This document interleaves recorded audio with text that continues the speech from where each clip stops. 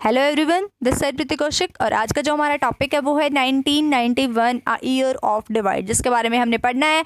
मतलब कि जैसे कि जब भी बात आ जाए year of divide, year of great divide, इनका मतलब क्या होता है? इनका मतलब ये होता है ईयर ऑफ डिवाइड, डिवाइड का मतलब क्या होता है कि हम उस पर्टिकुलर चीज़ को दूसरी चीज़ों के साथ से अलग कर रहे हैं, यानी डिवाइड कर रहे हैं। तो डिवाइड कर रहे हैं, देखो पहले ना हमने 1921 को पढ़ा था ईयर ऑफ ग्रेट डिवाइड के रूप में। ईयर ऑफ ग्रेट डिवाइड में हमने क्या पढ़ा था? जो हमारी पॉपुलेशन थी वो 1921 से पहले कभी भी कंसिस्टेंट राइज नहीं हुई, यानी कंसिस्टेंट रही ही नहीं। ना तो ऐसा था कि वो डिक्रीज होती चली जा रही है, ना इंक्रीज होती चली जा रही थी, फ्लक्चुएट होती रहती थी। कभी एक साल इंक्रीज, दूसरे साल डिक्रीज, इंक्रीज डिक्रीज ऐसे चल रही थी। लेकिन 1921 को ईयर ऑफ ग्रेट डिवाइड इसलिए कहा गया था क्योंकि उसके बाद पॉपुलेशन जो थी हमारी वो कंसिस्टेंटली राइज होती रही। तो ऐसे ट्रेंड को यानी 1921 ने बाकी वाले ईयर्स को, पीछे वाले ईयर्स को और आगे वाले ईयर्स को अलग कर दिया। तो इसलिए 1921 को ईयर ऑफ ग्रेट डिवाइड के नाम से जाना जाने लगा। अब 1991 को भी ईयर ऑफ डिवाइड के नाम से जाना जाता है। अगर आ जाए बाय चांस एग्जाम में कि ईयर ऑफ डिवाइड क्या है,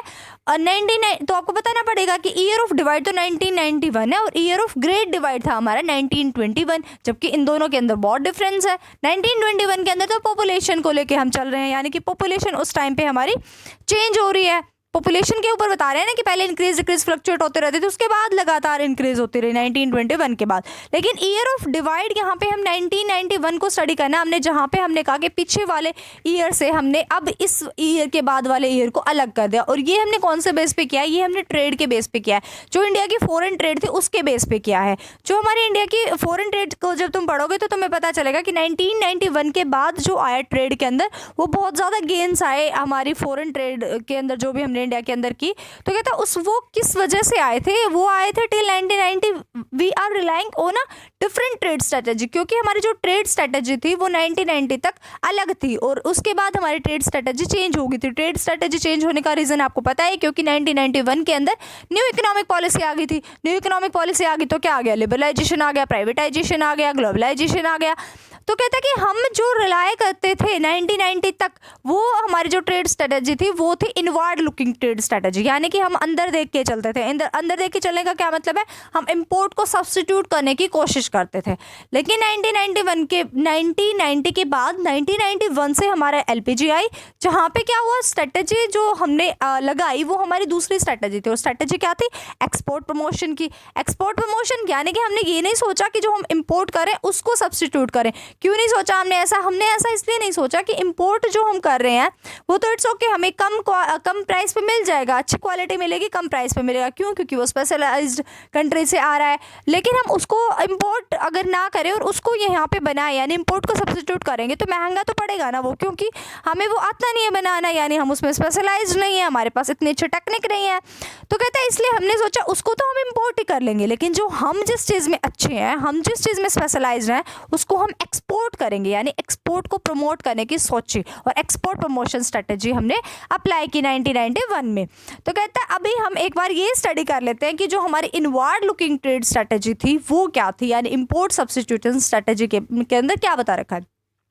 कहता है inward looking trade strategy refers to the policy of reliance on import substitution. कहता है इनवर्ड लुकिंग ट्रेड स्ट्रेटेजी का सिंपल मीनिंग ये है कि अंदर झांक के देखना। अंदर झांक के देखना मतलब कि अंदर ही अंदर सब कुछ करना, अंदर ही अंदर सब कुछ करना मतलब जो आप इंपोर्ट कर रहे हैं उसको सब्स्टिट्यूट करना। कहते हैं and protection to the domestic industry through import restrictions and import duties in the area of international trade. और क्या किया गया? पहले इंपोर्ट सब्स्टिट्यूट करो, यानी कि जो हम बाहर से सामान मंगाते हैं उसको अंदर ही बनाएंगे। बनाने के बाद क्या करो? साथ साथ कहता है जो तुम्हारी यानी इंपोर्ट जिस पे तुम कर रहे हो उसके ऊपर क्या करो? रिस्ट्रिक्शंस लगा दो कि हम इंपोर्ट करने ही नहीं, कोटा फिक्स कर दो कि इतना ही कोटे, इतनी लिमिट में ही हम इंपोर्ट करेंगे, रिस्ट्रिक्शंस लगा दो। तो इंटरनेशनल ट्रेड के अंदर क्या हो गया था? मतलब कि क्या कर दिया गया? उस इंटरनेशनल ट्रेड के ऊपर हमने इंपोर्ट करने पे रेस्ट्रिक्शंस लगा के इंपोर्ट ड्यूटीज लगा दी। कहते हैं फिर कुछ पॉइंट्स ऐसे हैं जिनको हम केयरफुली अब स्टडी करने वाले हैं। फर्स्ट पॉइंट में कहता है import substitution implies domestic production of those goods which the economy has been importing them from rest of the world. कहते हैं इंपोर्ट सब्स्टिट्यूशन का यहाँ पे ये मतलब है कि डोमेस्टिक प्रोडक्शन करना ऐसे गुड्स का जिसको हमारी इकोनॉमी जो है रेस्ट ऑफ द वर्ल्ड से इंपोर्ट कर रही थी उसको हम अब डोमेस्टिक प्रोडक्शन करेंगे उसी का। This is a strategy to save foreign exchange by restricting the volume of imports. और ये एक ऐसी स्ट्रेटजी होती है जहाँ पे हम क्या करते हैं, फॉरेन एक्सचेंज को सेव करते हैं, रिस्ट्रिक्ट कर देते हैं वॉल्यूम ऑफ इंपोर्ट के साथ, यानी कि जितनी वॉल्यूम ऑफ इंपोर्ट को हम बाहर से मंगा रहे हैं उसको रिस्ट्रिक्ट कर देते हैं कि बस हम इतना ही मंगाएंगे, इससे ज़्यादा नहीं मंगाएंगे। और अगर हम ज़्यादा नहीं मंगाएंगे तो इट मीन्स हमें ज़्यादा पेमेंट नहीं करनी पड़ेगी, तो जो हमारा फॉरेन एक्सचेंज होगा वो हमारा सेव हो जाएगा। इसलिए हम इस स्ट्रेटेजी को अडॉप्ट करते हैं। कहते हैं कि और फिर हम प्रोटेक्ट कैसे करते हैं अपनी डोमेस्टिक इंडस्ट्री जो है हमारी, उसको हम किस तरीके से प्रोटेक्ट करते हैं, यानी कि इंपोर्ट करना जो आ रहा है हमारा उसको किस तरीके से रोकते हैं। कहते हैं protection from import two forms की तरफ लेके जाता है हमारा। एक होता है टैरिफ और दूसरा होता है कोटाज। कहता है टैरिफ एक ड्यूटी होती है जो इंपोर्ट की जाती है कमोडिटी के ऊपर। ये क्या करती है, डायरेक्टली इंक्रीज कर देती है जो इंपोर्टेड कमोडिटी है उनके प्राइस को। और कहता है कि मतलब अगर टैरिफ लगा दिया इट मीन्स आपने टैक्स लगा दिया, और टैक्स लगा दिया तो कमोडिटी के जो प्राइस हैं वो डायरेक्टली इंक्रीज हो गए। तो इसकी वजह से डोमेस्टिक प्रोड्यूसर्स जो हैं उनको प्रोटेक्शन मिल गया फॉरेन कंपटीशन से। यानी कि अगर फॉरेनर्स यहाँ पे खुश हो रहे हैं कि भाई सही है हम अपना एक्सपोर्ट करें, यानी फॉरेनर एक्सपोर्ट करें, इट मीन्स इंडिया क्या कर रहा है, अभी फिलहाल इंडिया इंपोर्ट कर रहा है उस चीज़ को। तो कहते हैं जो इंडिया उस चीज़ को इंपोर्ट कर रहा है, तो इंडिया ने कह दिया कि आप अगर बाउंड्री क्रॉस करोगे हमारी, यानी इंडिया के अंदर आओगे, तो आपको क्या करना पड़ेगा, आपको करनी पड़ेगी पेमेंट, यानी आपको टैरिफ पे करना पड़ेगा। अगर टैरिफ वो पे करेंगे तो इट मीन्स उनकी जो प्राइस है उस कमोडिटी के अंदर डायरेक्टली ऐड हो गया, और डायरेक्टली अगर प्राइस ऐड हो गई कमोडिटी के अंदर तो महंगा हो गया। तो अब जो हमारी डोमेस्टिक कंट्री थी उसके साथ वो कंपटीशन नहीं कर पाएंगे, क्योंकि हमारा जो प्राइस है भले ही उनके से थोड़ा सा ज़्यादा महंगा होगा, बनने में लगा होगा, लेकिन हमने इतना ही उनके ऊपर टैरिफ लगा दिया तो कोई फ़र्क नहीं पड़ने वाला। इसलिए लोग डोमेस्टिक वाले को ही प्रेफर करेंगे, दूसरा जो हमारा यानी बाहर से आया उसको, जो इंपोर्ट किया हुआ उसको प्रेफर नहीं करेंगे। दूसरा कोटाज। कोटा मतलब क्या, लिमिट फिक्स कर देना। कहता है under it the government fixes the Kota of import of different goods from different countries. कहता है कि अलग अलग कंट्री से गवर्नमेंट ने जितना लेना ना, जितना इंपोर्ट करना है अलग अलग गुड्स, उसके कोटा फिक्स कर देते हैं, यानी कि इतना ही लेंगे। This the quota is fix keeping in view the needs of the country. और जो कोटा फिक्स किया जाता है ना वो देख के किया जाता है कि हमारी कंट्री को कितनी ज़रूरत है, कितने इंपोर्ट्स की ज़रूरत है, तो हम उतना ही क्या कर देते हैं, कोटा फिक्स कर देते हैं। कहता both tariff and quota restrict the import and thereby protect the domestic producer from foreign competition. तो कहता टैरिफ हो या कोटा हो, दोनों ही क्या करते हैं, इंपोर्ट को रिस्ट्रिक्ट करते हैं, यानी उनके ऊपर पाबंदी लगाते हैं। एक टैरिफ ने क्या किया, प्राइस हाई कर दिए, कोटा ने दूसरी तरफ क्या किया, लिमिट फिक्स कर दी कि इतना ही कर सकते हो, तुम इससे ज़्यादा कर ही नहीं सकते हमारे देश में, मतलब एक्सपोर्ट तुम कर नहीं सकते, हम इंपोर्ट इतना करेंगे नहीं। तो कहते हैं इसलिए जो डोमेस्टिक प्रोड्यूसर होते हैं उनको हमारी जो गवर्नमेंट है वो क्या करती है, फॉरेन गवर्नमेंट से हमारी गवर्नमेंट डोमेस्टिक प्रोड्यूसर को प्रोटेक्ट करते हैं। सेकेंड पॉइंट में कहता है foreign exchange being extremely scarce was to be utilized for development imports referring to import of such plant and machinery which is essential for growth and development but can not be produce domestically.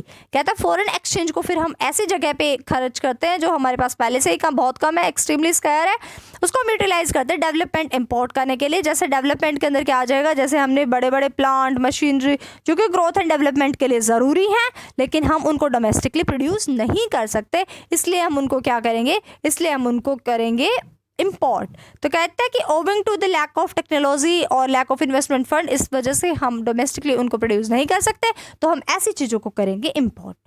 Third point में कहता है by adopting inward looking trade strategy the government preferred to economize the use of foreign exchange through import substitution rather than maximize its generation of foreign exchange through export promotion।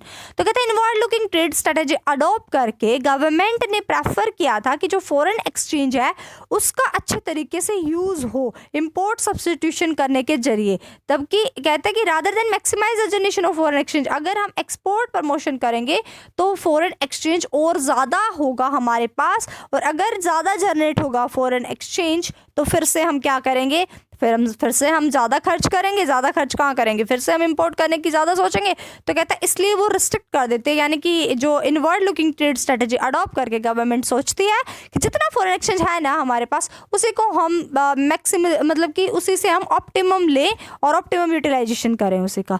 Fifth point में कहता है also the government wanted to protect the domestic industry from international competition. कहता है और दूसरी तरफ जो government है वो ये भी चाहती है कि डोमेस्टिक इंडस्ट्री को अपने इंटरनेशनल कंपटीशन से बचाया जा सके, यानी कि इंटरनेशनली उसको ज़्यादा कंपटीशन फेस ना करना पड़े। फिर कहता है import substitution and export promotion strategy.